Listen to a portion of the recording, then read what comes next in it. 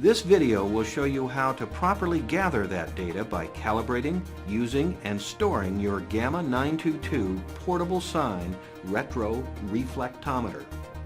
Always be careful not to touch the optical lens of the device at any time. First, make sure your battery is charged. Install it in the handle. Turn the power switch on. If outdoors, wait for the GPS to activate. The first touchscreen to open is for taking measurements, but calibration of the device is essential to gather accurate data. Calibrate before each day's use.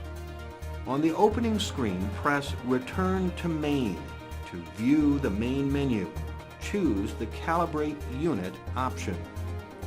Remove the calibration standard card from its protective cover. Handle the card by its edges, being careful not to touch either face of the card where it is measured. Verify that the calibration values and the serial number displayed on your screen match those on your calibration standard card.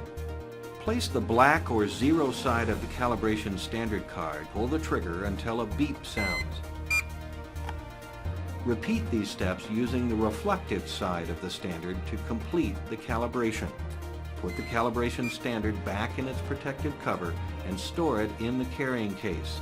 The device is now ready to collect data.